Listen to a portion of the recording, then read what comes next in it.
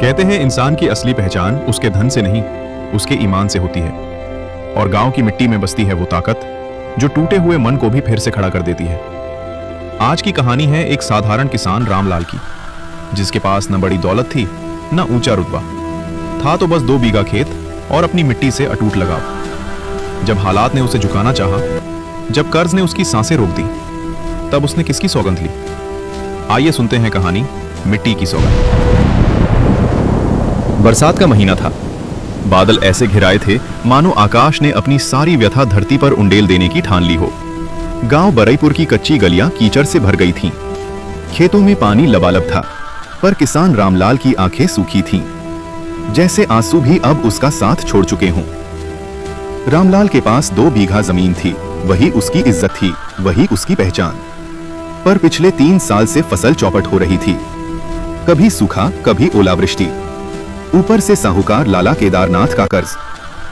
उस दिन लाला केदारनाथ अपने चबूतरे पर बैठे हुक्का गुड़गुड़ा रहे थे। रामलाल हाथ जोड़कर सामने खड़ा था। लाला जी, बस इस बार की फसल कट जाने दीजिए, फिर आपका सारा पैसा चुका दूंगा, उसने विनती की।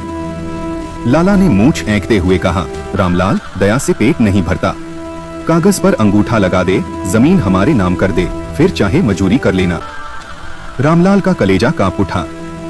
जमीन चली गई तो वह क्या रहेगा? एक बिन का पेड़। घर आकर उसने पत्नी गंगा से कहा, अब तो जमीन भी हाथ से जाती दिख रही है। गंगा ने चूल्हे में लकड़ी डालते हुए शांत स्वर में कहा, जमीन जाती है तो जाए, पर ईमान मत जाने देना। बच्चों को यही सिखाएंगे कि भूखे रह लेना, पर झूठ और बेईमानी मत करना। उनकी 10 साल की बेटी मुन्नी पास बैठी सुन रही थी।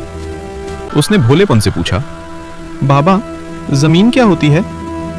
रामलाल ने उसे गोद में उठाकर कहा, बेटी, जमीन मां होती है, जो हमें खिलाती है, पालती है। रात भर रामलाल को नींद नहीं आई। सुबह जब वो खेत पर पहुंचा तो देखा पानी कुछ उतर चुका है और धान की बालियां सिर उठाने लगी हैं, जैसे धरती मां कह रही हो, हिम्मत मत हारो।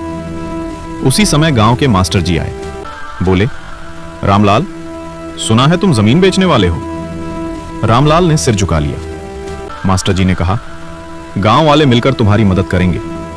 लाला का कर्ज हम सब बांट लेंगे। तुम जमीन मत छोड़ो, यह सिर्फ तुम्हारी नहीं, पूरे गांव की शान है। रामलाल की आंखों में पहली बार चमक आई। उसे लगा जैसे वो अकेला नहीं है। कुछ ही दिनों में गांव वालों ने थोड़ा थोड़ा पैसा जोड़कर लाला का कर्ज चुका दिया। लाला केदारनाथ को मजबूर होकर कागज वापस करना पड़ा। फसल भी इस बार अच्छी हुई।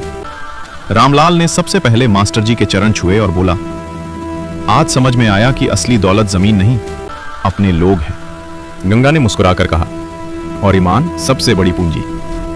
बरसात थम चुकी थी, आसमान साफ था, खेतों में सुनहरी बालियां लहरा रही थी। रामलाल ने मुट्ठी भर मिट्टी उठाकर माथे से लगाई और मन ही मन कहा, मिट्टी की सौगंध, कभी हार नहीं मानूंगा।